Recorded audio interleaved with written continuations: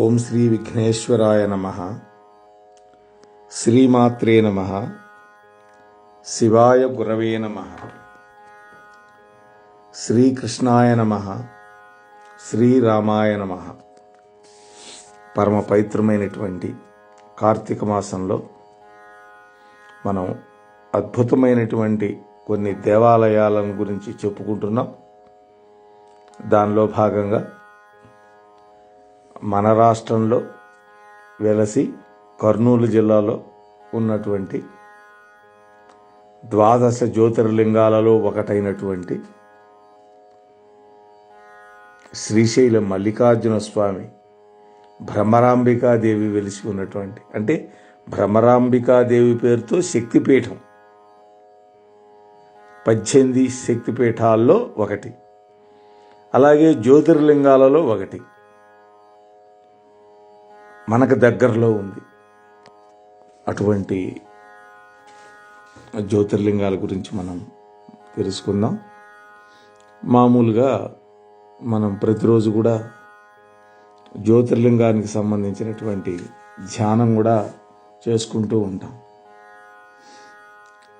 ఓం సౌరాష్ట్రే సోమనాథంచ శ్రీశైలే మల్లికార్జునం ఉజ్జయిన్యాం మహాకాళం ఓంకారం అమరేశ్వరం ప్రజ్వల్యాం వైద్యనాథంచ డాకిన్యాం భీమశంకరం సేతుబంధేతు రామేశం నాగేశం దారుకావనే వారణాస్యంతు విశ్వేశం త్ర్యంబకం గౌతమీతటే హిమాలయేతు కేదారం ఘృష్ణేశం చ విశాలకే ఏతాని జ్యోతిర్లింగాని సాయం ప్రాతః పఠే నరః సప్తజన్మ కృతం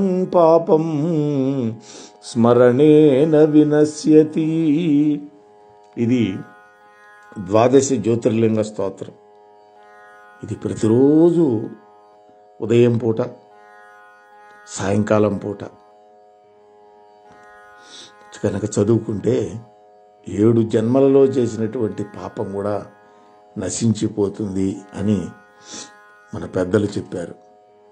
అయితే శ్రీశైలానికి కూడా ఒక శ్లోకం ఉంది.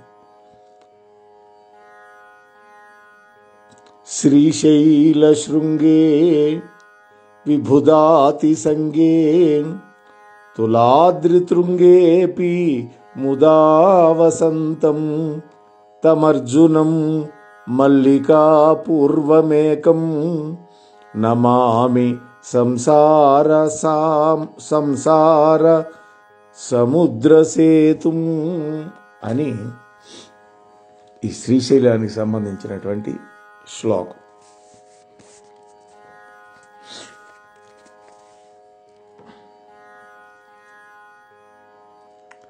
దీనికే పాఠాంతరం కూడా ఉంది. శ్రీశైల శృంగే విభుదాతి సంగే అని కూడా ఉంది. సరే, ఈ శ్రీశైలం ఆంధ్రప్రదేశ్ రాష్ట్రంలో కర్నూలు జిల్లాలోని ప్రసిద్ధ శైవ క్షేత్రం. హరహర మహాదేవ శంభో శంకర అంటూ భక్తుల యొక్క గొంతుకులతోటి మారుమోగుతూ నల్లమల అడవుల్లో కొండ గుట్టల మధ్య కలిగినటువంటి శ్రీ మల్లికార్జునుని యొక్క పరమ పవిత్ర క్షేత్రము ఈ శ్రీశైలము. శ్రీ అంటే గొప్పది అనేటువంటి, శైలం అంటే కొండ. మెలికలు తిరుగుతూ, లోయలు దాటుకుంటూ, దట్టమైనటువంటి అరణ్యాల మధ్య భక్తజనులను కాపాడేందుకు, రక్షించేందుకు వెలసినటువంటి పరమేశ్వరుడి యొక్క దివ్య ధామమైనటువంటి ఈ శ్రీశైలం 12 జ్యోతిర్లింగాలలో రెండోది. 12 అంటే 12 అని. ఈ ఆలయం యొక్క చరిత్ర కనుక మనం ఆలోచిస్తే అసలు ముందుగా జ్యోతిర్లింగాలంటే ఏంటో తెలుసుకుందాం. అంటే తామంతా తామే స్వయంభూగా మహాభక్తులను బ్రోవటానికి కావచ్చు, కొన్ని కారణాల వల్ల ఉద్భవించినవి జ్యోతిర్లింగాలు. ఇవి చాలా శక్తివంతమైనవి. వీటికి కొన్ని వందల మీటర్ల దూరంలో కూడా ఆ శక్తి ప్రసారం జరుగుతూ ఉంటుంది. సరే, దీని చరిత్ర చూద్దాం. ఇక్ష్వాకులు, పల్లవులు, విష్ణుకుండినులు, చాళుక్యులు, కాకతీయులు, రెడ్డి రాజులు, విజయనగర రాజులు, శివాజీ మహారాజు లాంటి ఎందరో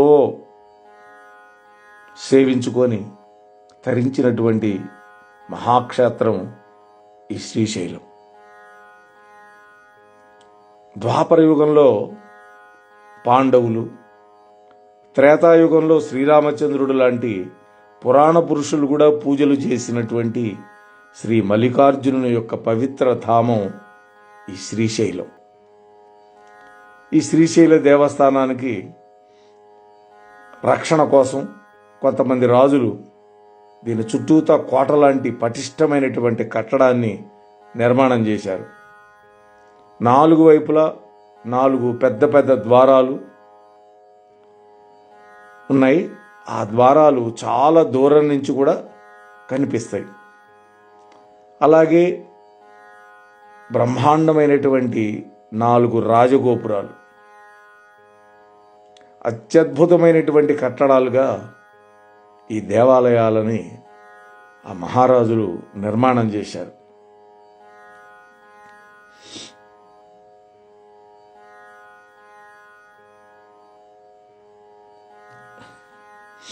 గోకర్ణ ఖండములోని గోకర్ణ పురాణం అనేటువంటి సంస్కృత గ్రంథంలో ఉన్నటువంటి విశేషాలు ఇవి.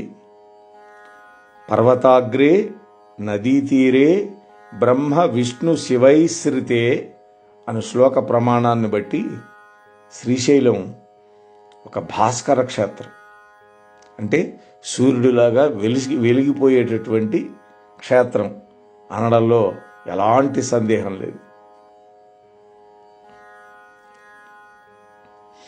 అలాగే 12 జ్యోతిర్లింగాల్లో రెండోది అనుకున్నాం, శక్తిపీఠాలు అనుకున్నాం 18, వాటిల్లో 6వది.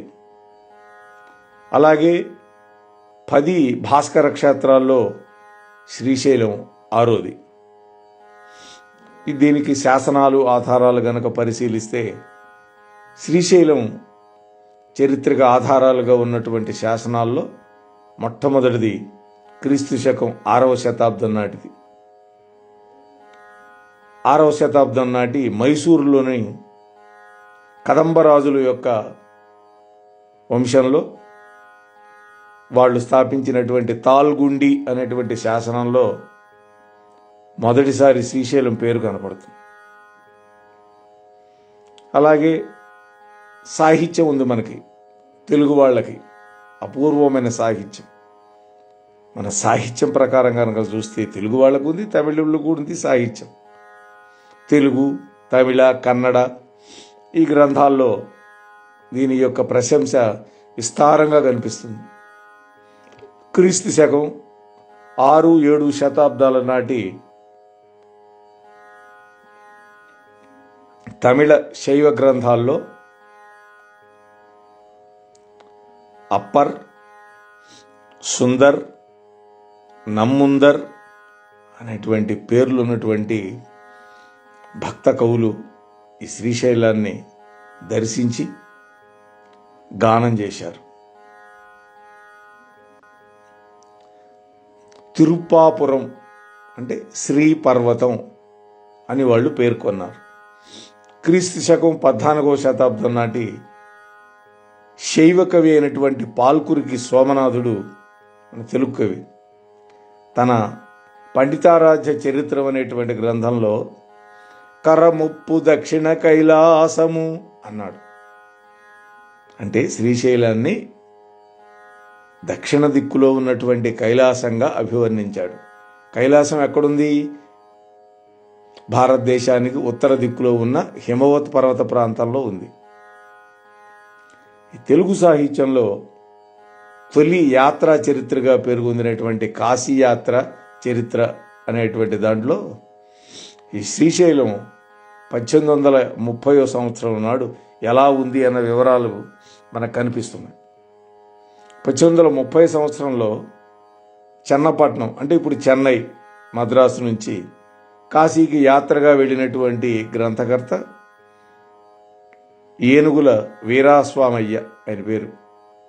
ఆ ఏడాది జూన్ 16 నాటికి శ్రీశైలం చేరుకున్నాడు. 1830 సంవత్సరం అంటే దాదాపు 200 సంవత్సరాలు, 10 ఏళ్ళు తక్కువగా. ఆయన వ్రాసిన దాని ప్రకారం చూస్తే 1830లో ఈ ప్రాంతం కందనూరు నవాబు ఆధీనంలో ఉండేది. శ్రీశైలం కొండ మీద నివాసయోగ్యమైన పరిస్థితులు లేకపోవడం, అలాగే క్రూరమృగాల యొక్క భయం ఉండటం, ఈ ఆలయాల యొక్క అర్చకులు ఈ కందనూరు నవాబు తరఫున యాత్రికుల నుంచి హస్సీలు అంటే ఆ రోజుల్లో శిస్తులు వసూలు చేసుకునే ఈ తీసుకునే ముసద్దీలు ఆత్మకూరు పట్టణంలో కాపురం ఉండేవాళ్ళు. ఉత్సవాలకు వచ్చేటటువంటి సాధారణ భక్తులకు ఒక్కొక్కళ్ళకి 7 రూపాయలు, గుర్రానికి 5 రూపాయలు, అభిషేకానికి 3 రూపాయలు. ఆ రోజుల్లో రోడ్లు లేవు, మరి కొండెక్కి రావాలంటే గుర్రాల మీద రావాలి. అభిషేకానికి 3 రూపాయలు. వాహనోత్సవాలు కనుక చేయించుకుంటే ఆ ఉత్సవపు ఖర్చులు కాక 43 రూపాయలు. అలాగే దర్పణ సేవోత్సవం, స్వామివారిని అర్ధంలో చూపించటం, దానికి 3 రూపాయలు ప్రకారం నవాబు గారికి చెల్లించాల్సి వచ్చేది. ఇప్పుడు మన ప్రభుత్వాలు రాబడుతున్నాయిగా, అభిషేకానికి ఇంత, దర్శనానికి ఇంత, స్పర్శనానికి ఇంత అని. అదే అన్య మతాలు సంబంధించిన వాటికి ఉండవు. మన మతానికి మాత్రమే ఈ ఛార్జీలు, ఈ దేవుని దర్శించడానికి టిక్కెట్లు. ఏం పనులు, అర్థం కాని పనులు ఇవన్నీ. శ్రీశైలానికి వెళ్ళేటటువంటి 4 బాటల్లో ఆత్మకూరు బాట తప్ప మిగిలిన దారులు ఉత్సవాలకు కానీ సామాన్యమైన రోజుల్లో కానీ వెళ్ళేటందుకు వీలు లేని స్థితిలో ఉండేవి.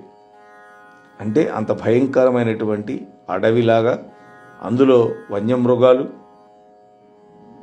చెంచు వాళ్ళ యొక్క భయం ఉండేది. వాళ్ళు ఈ భక్తులు వస్తుంటే వాళ్ళని అటకాయించి వాళ్ళ దగ్గర ఉన్న రూపాయి పావలా కాజేసేవాళ్ళు. దానితో పాటు అడవి జంతువుల భయం, ఇవన్నీ ఉండేవి. ఈ చెంచు వాళ్ళు ఆటవికులైనా అప్పట్లో చాలామంది దారిని పోయే యాత్రికులను యాచించి తినడానికి అలవాటు పడ్డారని రాసుకున్నాడు ఆయన. అంటే దోపిడీ చేయటం కాకుండా అడుక్కొని తినేవాళ్ళని. ప్రతిరోజు పల్లకీ సేవ జరిగేది స్వామికి. చైత్రమాసంలో భ్రమరాంబ అమ్మవారికి తామస పూజలు జరిగేవి. అర్చకులు ఒకరొకరు మార్చి డ్యూటీలు వేసుకొని వచ్చేవాళ్ళు, ఎందుకంటే నడిచి రావాలి కదా. సరే, స్థల పురాణం కనుక ఆలోచిస్తే పూర్వం అరుణాసురుడు అనే ఒక రాక్షసుడు ఈ ప్రపంచాన్ని గడగడలాడిస్తుండేవాడు. అతడు చాలా కాలం పాటు గాయత్రి మంత్రం జపిస్తూ బ్రహ్మ కోసం తపస్సు చేసి 2 పాదాలు కలిగిన వాటి చేత, 4 పాదాలు కలిగినటువంటి వాటి చేత మరణం లేకుండా వరం పొందాడు. సహజంగా ఈ రాక్షసులకి చావు భయం ఎక్కువ, ఎందుకంటే వాళ్ళు చేసే అకృత్యాల వల్ల ఎప్పుడైనా చస్తామనే భయం. అందుకని వాళ్ళు తపస్సు చేసి ఫస్ట్ వరం అది అడుగుతారు.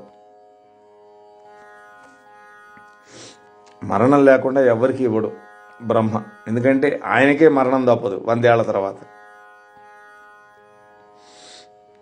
సరే, అందుకని వీడేం చేశాడు, 2 పాదాలు 4 పాదాలు కలిగినటువంటి జీవులతోటి మరణం లేకుండా వరం పొందాడు. ఈ వరం ప్రభావంతో భయపడిపోయారు దేవతలు.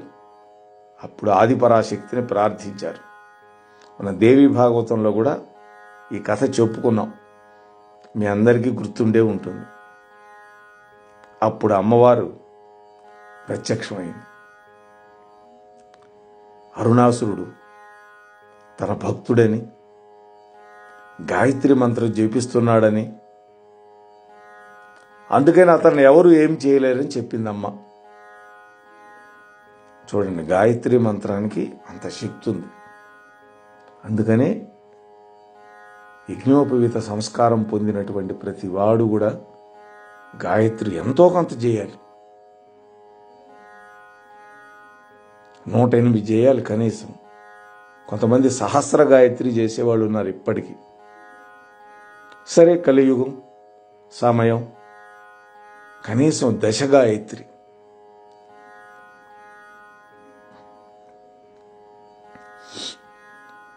చేస్తే మనకే మంచిది. బ్రాహ్మణ్యం నిలబడుతుంది, తేజస్సు నిలబడుతుంది, శక్తి వస్తుంది. సరే, తర్వాత దేవతలు ఒక పథకం ప్రకారం వాళ్ళ గురువైనటువంటి బృహస్పతిని అరుణాసురుడి దగ్గరికి పంపించారు. ప్లాన్ వేశారు, ఎట్లయినా సరే వాడు గాయత్రి మంత్రం నుంచి విముక్తుడు, వాడు జపించకుండా చేయాలి. సరే, ఈ అరుణాసురుడు ఈ దేవగురువు అయినటువంటి బృహస్పతి రాక గురించి తెలుసుకొని ఆశ్చర్యం వ్యక్తపరిచాడు. ఎందుకు వచ్చారని అడిగాడు ఆయన. బృహస్పతి అందుకు సమాధానం చెప్పాడు. ఏముందయ్యా, మా దేవతలు నువ్వు ఒకటే కదా చేసేది అన్నాడు. ఏంటి, ఇద్దరు గాయత్రి మంత్రమేగా జపించేది అన్నాడు.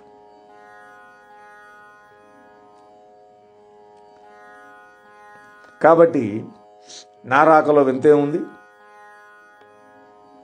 మాకంటే నువ్వు దేంట్లో గొప్ప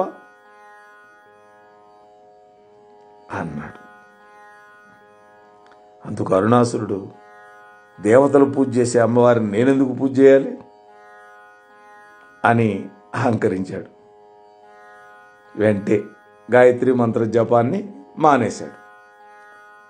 దానితో కోపించినటువంటి ఆదిశక్తి భ్రామరీ రూపం ధరించింది. తల్లి అసంఖ్యాకంగా భ్రామరాలను సృష్టించింది. అంటే తుమ్మెదలు. వాడు 2 కాళ్ళు 4 కాళ్ళు అన్నాడు కదా, అమ్మవారు 6 కాళ్ళతో ఉండేటువంటి తుమ్మెదలు, షట్పది అంటారు దాన్ని. శంకరాచార్య గారు షట్పది స్తోత్రం కూడా రాశారు. అమ్మవారు ఆ భ్రామరి రూపం ధరించింది, అనేక భ్రమరాలను సృష్టించింది. ఆ భ్రమరాలు అరుణాసురుణ్ణి, అతని సైన్యాన్ని సంహరించి పడేసింది. ఈ శ్రీశైలానికే సిరిగిరి అని, శ్రీగిరి అని, శ్రీ పర్వతము అని, శ్రీశైలము అనేటువంటి అనేక నామాంతరాలు ఉన్నాయి. శ్రీ అంటే సంపద అని, శైలం అంటే కొండ అని. అంటే శ్రీశైలం అంటే సంపదలతో నిండినది పర్వతము అని అర్థం. దీనికి శ్రీ కైలాసం అనేటువంటి పేరుతో కూడా వ్యవహారం ఉంది. క్రీస్తు శకం 1313 సంవత్సరంలో ఒక శాసనాన్ని అనుసరించి దీనికి శ్రీ కైలాసము అనే పేరు ఉన్నట్టు తెలుస్తోంది. దానిలో మహేశ్వరులు శ్రీ కైలాసం పైన నివసించారని ఉంది. అంటే ఉమామహేశ్వరులు, పార్వతీ పరమేశ్వరులు ఇద్దరు కూడా ఈ పర్వతం మీద నివసించారు అని ఆ శాసనంలో ఉంది. తర్వాత ఈ శ్రీశైల క్షేత్రంలో దర్శనీయమైనటువంటి ప్రదేశాలు ఏమున్నాయంటే, మొట్టమొదటిది శ్రీకృష్ణదేవరాయలు నిర్మించినటువంటి పరమాద్భుతమైనటువంటి గోపురం, అదే రాజగోపురం. అలాగే ఈ క్షేత్రానికి ఉన్నటువంటి ప్రధాన ముఖద్వారం, ఈ శ్రీశైలం చుట్టుపక్కల దాదాపు 500 వరకు శివలింగాలు ఉంటాయని అంటారు. అలాగే పరిసర ప్రాంతాల్లో చూడదగిన ప్రదేశాలు, దేవాలయాలు, మఠాలు, మంటపాలు, చారిత్రక స్థలాలు అనేకానేకాలు ఉన్నాయి. చూపులకు కనపడకుండా విస్తరించుకున్న శ్రీశైలం క్షేత్రంలోని దర్శనీయ ప్రదేశాలను ముఖ్యంగా 4 భాగాలు చేసుకోవచ్చు. మొదటిది శ్రీశైల దేవాలయ ప్రాంతం, సున్నిపేంట ప్రాంతం, మంటపాలు, పంచమఠాల ప్రాంతం, అడవిలో కలిగి ఉన్నటువంటి పర్యాటక ప్రాంతం, చారిత్రక ప్రదేశాలు. ఈ ఆలయ విశిష్టత ఏంటంటే శ్రీశైలంలో దేవాలయంలో భ్రమరాంబ మల్లికార్జున స్వామి దేవాలయం ప్రసిద్ధి చెందినవి. దీనిలో శివపార్వతుల యొక్క విగ్రహాలు ఉంటాయి. ఇక్కడ మల్లికార్జున స్వామిని శివుడుగా, మాతా పార్వతీదేవిని భ్రమరాంబగా పూజిస్తారు. ఈ శివ భగవానుడు కలిగినటువంటి 12 జ్యోతిర్లింగాలలో శ్రీశైలం రెండోదని మొదట్లోనే చెప్పుకున్నాం. కాబట్టి హిందువులు ఈ దేవాలయానికి చాలా ప్రాముఖ్యతనిచ్చి దర్శనం చేసుకుంటూ ఉంటారు. ఇక్కడ ఉన్నటువంటి మల్లెల తీర్థం అనే జలపాతంలో స్నానాలు ఆచరిస్తారు. ఈ నీటిలో గనక స్నానం చేస్తే సమస్త పాపాలు పోతాయని, మోక్షం వస్తుంది అని కూడా భావిస్తారు. ఈ శ్రీశైల దేవాలయ ప్రాంతం దీని గురించి కనుక మనం ఇంకా కొంచెం లోతుగా ఆలోచిస్తే, ఈ దేవాలయం యొక్క ఆవరణలో వృద్ధ మల్లికార్జున స్వామి గుడి ఉంది, అద్దాల మంటపం ఉంది, మనోహర కొండపం ఉంది, అంటే కుడివైపు నుండే తెల్లటి గుడి, అభేద్యమైనటువంటి ప్రాకారం లోపల 4 మంటపాలతో అపూర్వమైనటువంటి శిల్ప సంపదతోటి అద్భుత సౌందర్యంతో ఉన్నటువంటి అందమైన దేవాలయం. ప్రధాన గర్భాలయం మాత్రం ఎటువంటి శిల్పాలు లేకుండా సాధారణ నిర్మాణంగా ఉంటుంది. బహుశా ఇది ఆ ముష్కరుల నుండి రక్షణ కోసం కట్టారేమో అనిపిస్తుంది. ముష్కరులు అంటే మీకు అర్థమై ఉంటుంది. ఈ తురకలు. భ్రమరాంబిక అమ్మవారి యొక్క గుడి ఎలా ఉంటుందంటే అద్భుతమైన శిల్పకళతోటి, అందమైన శిల్ప తోరణాలతోటి, శిల్పాలతో చెక్కినటువంటి స్తంభాలతోటి అత్యద్భుతంగా ఉంటుంది. ఈ ఆలయం ఆంధ్రదేశంలోనే అత్యంత విశిష్టమైనటువంటి శిల్పకళ కలిగినటువంటి దేవాలయంగా ప్రఖ్యాతి పొందింది. ఈ దేవాలయంలో గర్భాలయం వెనక భాగంలో గోడకు చెవి గనక ఆనిచ్చి వింటే ఝుమ్మనేటువంటి భ్రమరముల యొక్క నాదం వినిపిస్తుంది అంటారు.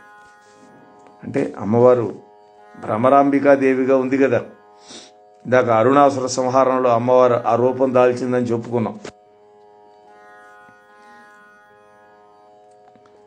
ఈ దేవాలయం యొక్క ఆవరణ, దేవాలయ ప్రధాన ముఖద్వారం, గర్భాలయం యొక్క వెనక భాగం అది పాండవులు నిర్మించారు అని అంటారే. అక్కడ ఉన్నాయి గుడులు 5, అంటే పంచపాండవుల పేర్లతోటి ఉన్నాయి.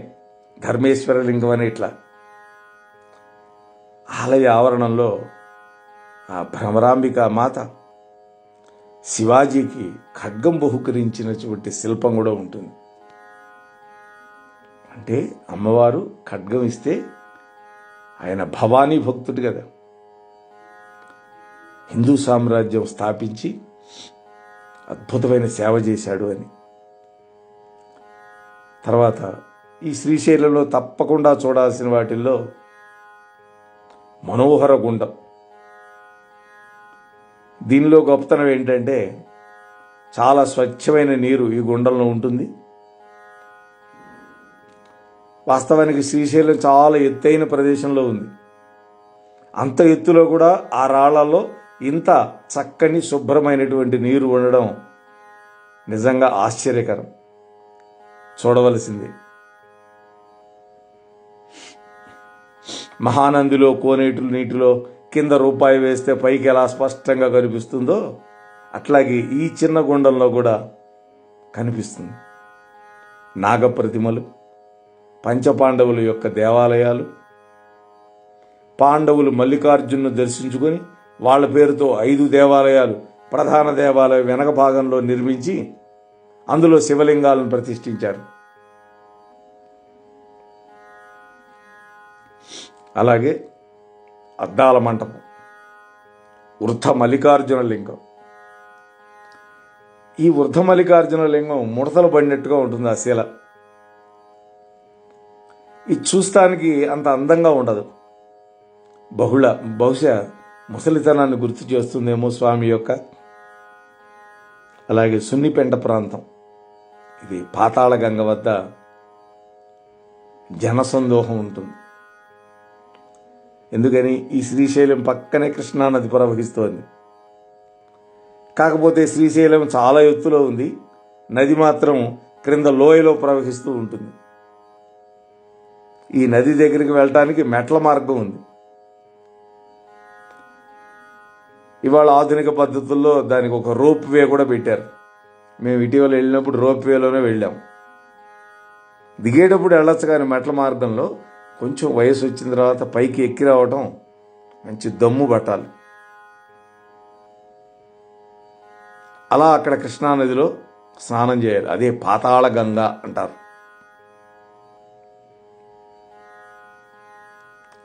అక్కడ ఉండేటువంటి కృష్ణానదికి పాతాళ గంగ అనేటువంటి సార్థక నామధేయం.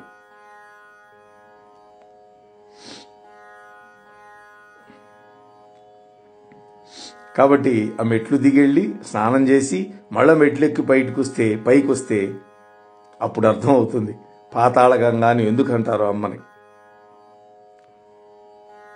పాతాళ గంగ వద్ద నీళ్లు నీలంగా కాకుండా కొంచెం పచ్చగా ఉంటాయి. ఎందుకంటే నీటి కింద బండల మీద నాచు ఉండి సూర్యకిరణాల వెలుగు వల్ల అలా ఆకుపచ్చగా కనిపిస్తాయి. అయితే అందరూ నీటి కింద గల దీనిని పచ్చల బండ అని కూడా అంటుంటారు. 2004లో ఈ పాతాళ గంగకు వెళ్ళటానికి చెప్పుకున్నాక రోప్వే అని 2004లో పెట్టారట రోప్వే. మేము వెళ్ళి ఒక 7-8 ఏళ్ళు అయిందేమో సుమారు. ఉదయం 6 గంటల నుంచి సాయంత్రం 6 గంటల వరకు ఈ రోప్వే అందుబాటులో ఉంటుంది. త్రేతాయుగ కాలం నాటి ఆంజనేయ స్వామి గుడి ఇక్కడే ఉంటుంది. తప్పనిసరిగా చూడవలసిన వాటిలో అది కూడా ఒకటి. తర్వాత సాక్షి గణపతి. ఈ సాక్షి గణపతి అంతరాలయ దృశ్యం. ఇది ముఖ్య ఆలయానికి కొంచెం దూరంలో ఉంటుంది, అంటే మనం వచ్చే దారిలోనే ఉంటుంది. ఈ గణపతి ఆలయం ప్రత్యేకత ఏంటంటే, మనం శ్రీశైలంలో శివుడిని దర్శించినంత మాత్రానే కైలాస ప్రవేశానికి అనుమతిస్తాడట ఆయన. అప్పుడు మనకి ఈ సాక్షి గణపతే సాక్ష్యం చెబుతాడు. అంటే మనం వెళితే ఆయన మన పేరు నోట్ చేసుకుంటాడు ఆయన దగ్గర ఉన్న గ్రంథంలో. కైలాసానికి మనం వెళ్ళినప్పుడు శివుడికి చెబుతాడు, వీళ్ళు శ్రీశైలం వచ్చారు నానా, మిమ్మల్ని దర్శించారని. అందుకనే ఈయన్ని సాక్షి గణపతి అంటారు. అలాగే శ్రీశైల శిఖరం, ఇది కూడా శ్రీశైలంలో ఆ రోడ్డు మార్గంలో వెళితే మనకి వస్తుంది. ఈ శిఖరం దగ్గర కూడా భక్తులు చాలామంది కనిపిస్తారు.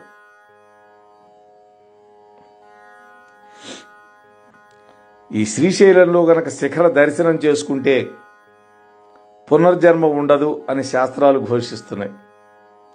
శిఖర దర్శనం అంటే పక్కనే నిలబడి శిఖరం చూడటం కాదు, అక్కడ నిలబడి దూరంగా ఉన్న ఈ ఎత్తైన కొండ శిఖరేశ్వరం పై నుండి దూరంగా ఉన్న ఆలయ శిఖరాన్ని చూడాలి. అది అలా గనక చూస్తే, ఆలయ శిఖరం కనబడితే వాళ్లకు పునర్జన్మ ఉండదు. ఇక్కడ కూడా ఒక అద్భుతమైన విషయం ప్రతిపాదిస్తారు. లోపాముద్ర అగస్త్యుడు వింధ్యపర్వతం గర్వం అణచడం కోసం దక్షిణాపథానికి వచ్చారు. అప్పుడు వాళ్ళు కూడా శ్రీశైలాన్ని దర్శించుకున్నారు. అప్పుడు అగస్త్య మహర్షి లోపాముద్రకి చెప్పాడు, శ్రీశైల శిఖరం దృష్ట్వా పునర్జన్మ నవిద్యతే అనగానే ఆమె ఒక నవ్వు నవ్విందిట. అదేంటి స్వామి, ఇంతకుముందు కాశీలో మనం ఉన్నప్పుడు కాశీలో మనరిస్తే పునర్జన్మ ఉండదన్నారు, మళ్ళీ ఇప్పుడు శ్రీశైలం శిఖరం చూస్తే ఉండదంటున్నారు, ఏది నిజమని అడిగింది. అప్పుడు ఆయన నవ్వి చెప్పాడు, కాశీలో మరణించే యోగ్యత రావాలి అంటే ముందుగా శ్రీశైలం వచ్చి ఈ శిఖరం నుంచి ఆ శిఖరేశ్వరుడి యొక్క గోపురం చూడాలి. అలా చూడగలిగిన వాళ్ళు మాత్రమే కాశీలో మరణించే అవకాశం ఉంటుంది, తక్కిన వాళ్ళకు ఉండదు అని ఆయన విడమర్చి చెప్పాడు. అందువల్ల కాశీలో మరణించటం అంత తేలిక కాదు. ఏదో కారణం వస్తుంది, ఇటు రప్పిస్తాడు ఆ యోగ్యత లేని వాళ్ళని. పద్మాకర్ గురూజీ కథ చెబుతూ చెప్పారు, ఆమె అక్కడ స్థలం కొనుక్కొని ఒక చిన్న ఒక రూమ్ కట్టుకొని అక్కడ ఉన్నది అక్కడే దేహం చాలించాలని. దైవయోగం ఎలా ఉందో చూడండి. మనవరాలి పెళ్ళిని వచ్చింది విజయవాడ. చూడండి, అక్కడికి వెళ్ళిన తర్వాత కూడా ఇక మనవరాలు మనవాళ్ళు ఈ తాపత్రయం ఉంటే అంతే. వచ్చి ఇక్కడ బాత్రూంలో చచ్చింది. అది అయోగ్యత లేకపోతే జరగదు అనేదానికి ఇది ప్రబలమైనటువంటి ఉదాహరణ. సరే, తర్వాత ఇక ఫాలధార పంచధారలు.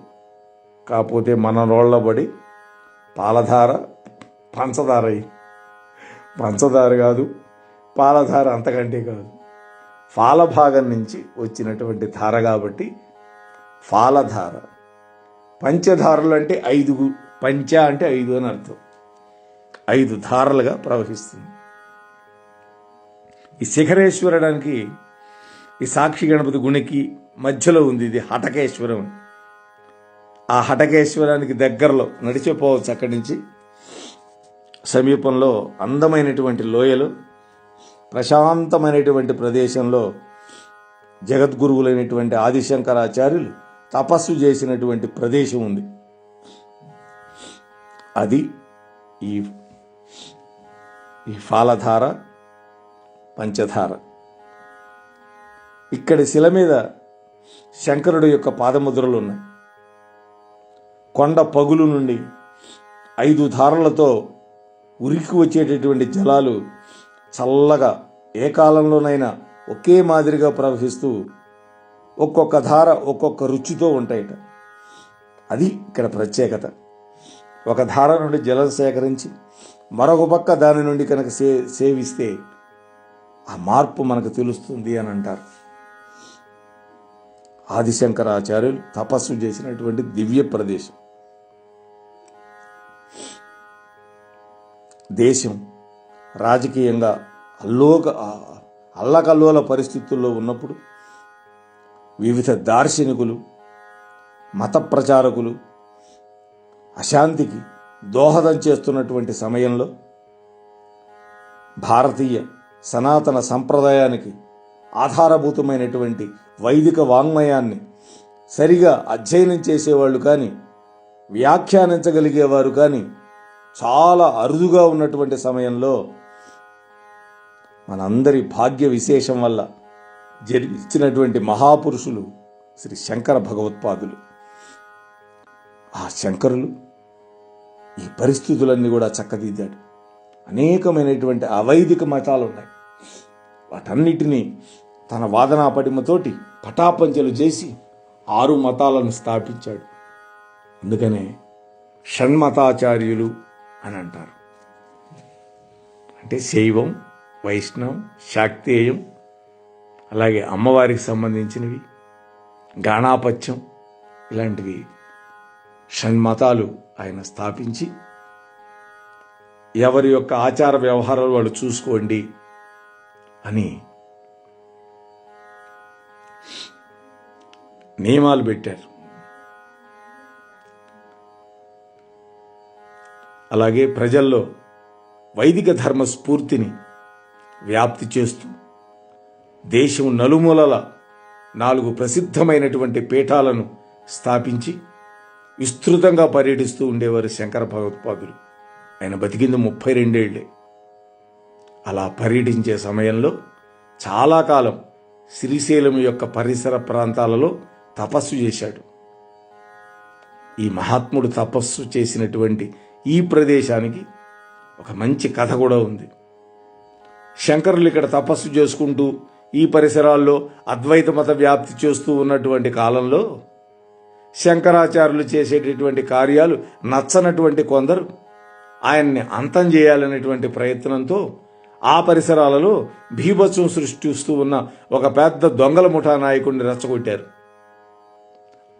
వాడికి కొంత సొమ్మిచ్చి పంపించారు.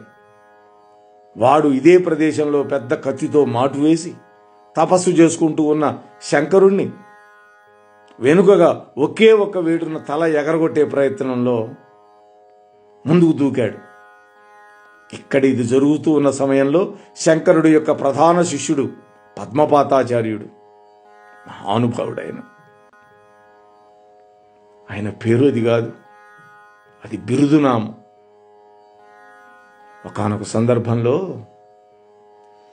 శంకరాచార్య గారి దగ్గర చాలామంది శిష్యులు ఉన్నారు. కానీ పద్మపాదుడికి కొంచెం ఎక్కువ ఆయన మీద చూపిస్తున్నాడేమో అనిపించింది వాళ్ళకి. అడిగారు.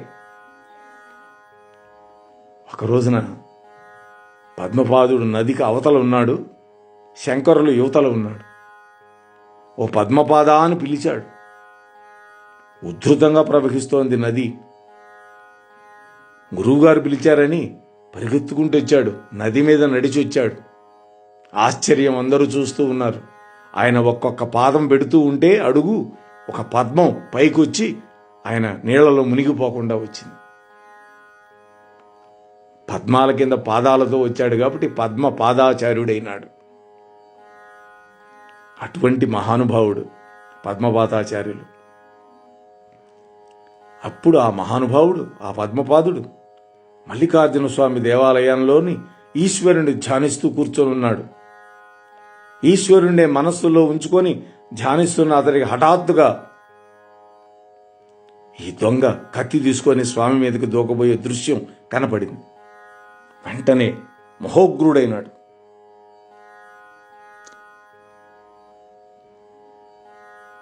ఆశ్చర్యకరంగా ఉగ్రస్వరూపుడైన శ్రీ లక్ష్మీ నరసింహుణ్ణి ప్రార్థించాడు. ఇక్కడ శంకరుణ్ణి వధించడానికి ఊరికిన ఆ దొంగల నాయకుడిపై ఎటు నుండి హఠాత్తుగా ఒక సింహం దాడి చేసింది. అతని శరీరాన్ని ముక్కలు ముక్కలుగా చీల్చేసి ఎట్లా వచ్చిందో అట్లా మాయమైపోయింది. ఈ విషయం శంకరులకు ధ్యానం నుండి బయటకు వచ్చిన తర్వాత శిష్యులు చెప్పారు. అంతవరకు ఆయనకు జరిగింది తెలియదు. అధిక కాలం ఈ ప్రాంతంలోనే తపస్సు ఆచరించినట్టు గుర్తుగా ఇక్కడ ఉన్న పెద్ద బండ మీద శంకరుడి యొక్క పాదముద్రలు ఉన్నాయి. వాటిని దర్శించుకొని స్పర్శిస్తే మన జన్మ ధన్యం అవుతుంది. తర్వాత శివాజీ స్మారక భవనం. శివాజీ గొప్ప దుర్గామాత భక్తుడు. ఆయన నినాదం జై భవాని. మాకు కూడా ఉంది, మా చెల్లెలు జై భవాని. శ్రీశైల దేవాలయాన్ని ఎన్నోసార్లు దండయాత్రల నుండి కాపాడి శ్రీశైలంలో భ్రమరాంబిక అమ్మవారి స్వహస్తాలతో వీరఖడ్గం అందుకున్నటువంటి ఘనుడు శివాజీ మహారాజ్. ఆయన పేరు ఎత్తితే చాలు శరీరం రోమాంచితమవుతుంది, గొగుర్పుడుస్తుంది. అంతటి మహనీయుడు. అందుకనే ఆయన సామ్రాజ్యాన్ని అధిష్ఠించినటువంటి ఆ రోజుని హిందూ సామ్రాజ్య దినంగా ఇప్పటికీ మనం ఆ దినోత్సవంగా జరుపుకుంటాం. అతడి పేరుతో ఇక్కడ ఇంకా కూడా తుది మెరుగులు దిద్దుకుంటూ ఉన్నటువంటి 2 అంతస్తులుగా నిర్మాణం చేయబడినటువంటి శివాజీ సాంస్కృతిక స్మారక భవనంలో ఆ శివాజీ మహారాజు యొక్క జీవిత విశేషాల యొక్క కథనం చిత్రాల ప్రదర్శన కొరకు మొదటి అంతస్తు, శివాజీ కాంస్య విగ్రహం కొరకు 2వ అంతస్తు కేటాయించారు.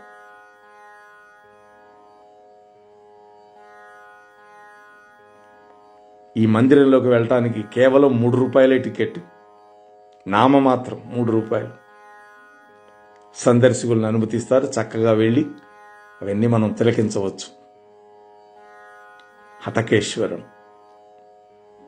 హాటకం అంటే బంగారం అని. ఈ హటకేశ్వరం కర్నూలు జిల్లా శ్రీశైలం మండలానికి చెందిన గ్రామం. శ్రీశైల మల్లికార్జున దేవస్థానానికి 3 కిలోమీటర్ల దూరంలో ఉంది ఈ హటకేశ్వరం గుడి. ఇక్కడ హటకేశ్వరాలయం ఉంది. ఈ పరిసరాల్లోనే శ్రీ ఆదిశంకరాచార్యులు వారు కూడా నివసించారు.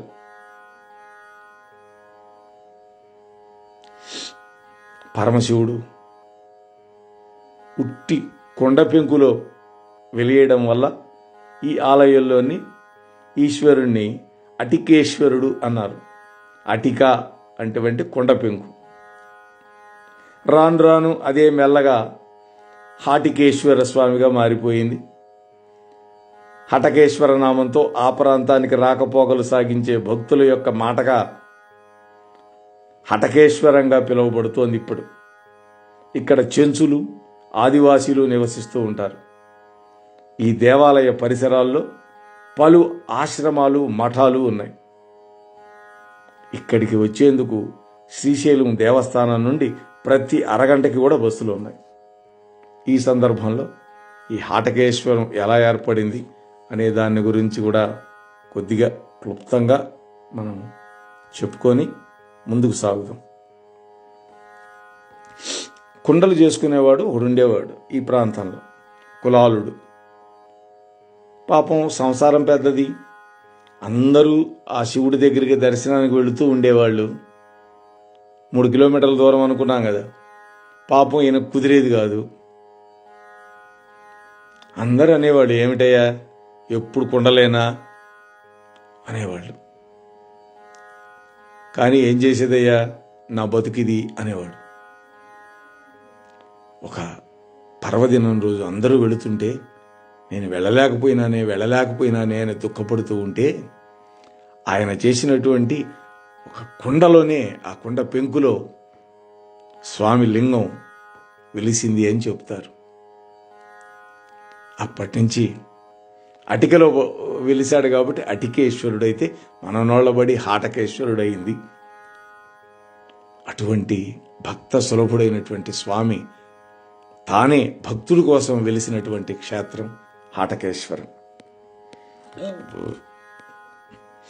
సరే, ఈ శ్రీశైలం మొత్తంలోకి ప్రత్యేకమైంది ఏంటంటే శిఖరేశ్వరం.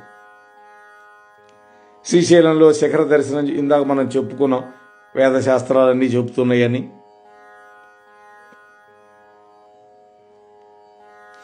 అయితే అక్కడ ఉన్న నందిని రోలు మాదిరిగా ఉన్న దానిలో నవధాన్యాలు వేసి ఈశ్వరుని స్మరించుకొని అటు ఇటు వీలుగా తిప్పుకుంటూ సుదూరంగా ఉన్న శ్రీ మల్లికార్జున యొక్క ఆలయం విమానం మీద ఉన్నటువంటి శిఖరాన్ని చూడటానికి ప్రయత్నం చేయాలి. అలా గనక చూసే క్రమంలో ఆ వ్యక్తికి గనక శిఖరం కనబడితే వాడు కొద్ది రోజుల్లో కైలాసానికి వెళ్ళిపోతాడు. ఇక వాడికి పునర్జన్మ ఉండదు. అలాగే అక్కడే కదళీవనం ఉంది. శ్రీ దత్తాత్రేయ స్వామి అవతార పరంపరలో 3వ అవతార పురుషుడైనటువంటి శ్రీ నృసింహ సరస్వతి స్వామివారు మహారాష్ట్రలోని కరంజా నగరంలో జన్మించి నర్సోబావాడలో, కర్ణాటకలోని గాణగాపురంలో తపస్సు చేసి చివరకు ఈ కదళీవనంలో అంతర్ధానమైనారు అని వీరశైవ సంప్రదాయానికి చెందిన వాళ్ళు చెబుతారు. అలాగే ఈ శైవ సంప్రదాయానికి చెందినటువంటి అక్క మహాదేవి కూడా ఇక్కడే తన అవతార సమాప్తి గావించారని కూడా ప్రతీతి. అలాగే భీముని కొలను ఈ శ్రీశైలంలోని సాక్షి గణపతి గుడికి దాటిన తర్వాత కుడివైపు పాపనాశన తీర్థం ఉంటుంది. దీనికి ఎదురుగ్గా ఉన్న కాలిబాట వెంట వెళితే భీముని కొలనుకు దారి తీస్తుంది. అది ఈ మార్గంలో శతాబ్దాల కిందట రెడ్డి రాజులు మెట్లు కట్టించడం విశేషం. ఈ మెట్ల దారిలో 1 కిలోమీటర్ వెళ్ళిన తర్వాత దట్టమైనటువంటి అడవితోటి విశాలమైన లోయ కనబడుతుంది. ఇక్కడున్న మహాద్వారం అందమైనటువంటి లోకంలోకి స్వాగతం పలుకుతుంది.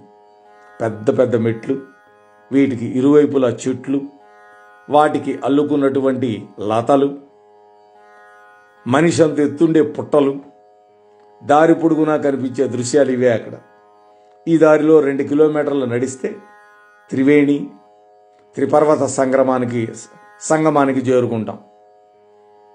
కొన్ని వందల అడుగుల లోతులో ఉన్నటువంటి ఆ లోయల మధ్య తూర్పు నుంచి ఒక సెలయేరు, దక్షిణం నుంచి మరొక సెలయేరు వచ్చి చిన్న చిన్న జలపాతాలుగా దూకుతూ ఉంటాయి. ఆ జలపాతాలు ఏర్పరిచే కొలనే మనోహరంగా ఉంటుంది. అదే భీముడి కొలను. భీమ అంటే అర్థం ఏంటంటే పాండవుల్లో భీముడు కాదు. భీమము అంటే పెద్దది, గొప్పది అని అర్థం. అయితే ఇది మరీ అంత పెద్దగా ఏమి ఉండదు, కానీ పూర్వం అలా ఉండేదేమో. ఒకవేళ ఇప్పుడు కుంచుకుపోయి ఉండొచ్చు, కానీ చాలా ప్రత్యేకమైంది. తూర్పు సెలయేరు, దక్షిణ సెలయేరు ఈ రెండు సంగమించి ఒక జలపాతంగా మారి ఒక గుండంలో దూకుతాయి. అక్కడ దూకినటువంటి జలాలు అనూహ్యంగా మాయమవుతాయి. ఒక పరుపు బండ కింద నుంచి 200 అడుగులు ప్రయాణం చేసి మళ్ళీ బయటకు వస్తాయి. అంటే అంతర్వాహినిగా ఉంటాయి కొంత దూరం. భారీ పరుపు బండ మీద నిలబడితే దాని కింద నుంచి నీళ్లు పారుతూ ఉన్న శబ్దం స్పష్టంగా మనకు వినిపిస్తుంది. ఆ పరుపు బండ కింద నుంచి వెలుపలకు వచ్చిన నీళ్లు కొలంలోనికి చేరడంతో నిరంతరం అలలు పుడుతుంటాయి. వేసవిలో ఇక్కడ నీటి జాడ కనపడడం విశేషం. చూడండి, అహోబిలం నరసింహస్వామి చెంచులక్ష్మిని వరించి ఈ భీముని కొలంలో సయ్యాటలాడాడని స్థానికులు చెప్పుకుంటారు. ఈ కొలను ఒడ్డున భీమాంజనేయులు యొక్క విగ్రహాలు కూడా కనపడతాయి. ఇక్కడికి సమీపంలో పురాతనమైనటువంటి శివాలయం ఉంది. దీన్ని కూడా సందర్శించి మరొకసారి లోయల యొక్క అందాలను చూస్తూ పొద్దుగూకే లోపల శ్రీశైల క్షేత్రానికి చేరుకోవాలి. ఎందుకని? పొద్దుగూకితే నరసంచారం ఉండదు, అక్కడ మృగాల సంచారం ఉంటుంది. అందుకని అలా ఈ శ్రీశైలం యొక్క దివ్యమైనటువంటి భవ్యమైనటువంటి వర్ణాన్ని మీ ముందు ఉంచే ప్రయత్నం చేశాను. వెళ్ళలేకపోయినా ఈ కార్తీక మాసంలో కనీసం ఇది వింటే ఆ శ్రీశైలనాథుడు, ఆ భ్రమరాంబికాదేవి తమ అవ్యాజమైనటువంటి కృపా కటాక్షాలను మన మీద ప్రసరించి మనందరినీ కూడా తరింపచేస్తారు అని నేను మనసా వాచా కర్మణ కోరుకుంటూ ఈ అవకాశం కల్పించినటువంటి ఆ పరమేశ్వరుడికి మరొక్కసారి ప్రణామాలు చేసుకుంటూ శ్రద్ధగా వింటున్న మీ అందరికీ కూడా అనంతమైనటువంటి పుణ్యం కలగాలి అని అనుకుంటూ ముగిస్తున్నాను. స్వస్తి. ఏమండోయ్, ఇప్పటివరకు మన ఛానల్కి సబ్స్క్రైబ్ చేసుకోకపోతే ఈ క్షణమే వెంటనే సబ్స్క్రైబ్ చేసుకుని ఆ పక్క నుండి బెల్ బటన్ని మ్రోగించండి. అప్పుడు నేను చేసే అప్డేట్స్ అన్నీ మీ ముందు ప్రత్యక్షమవుతాయి.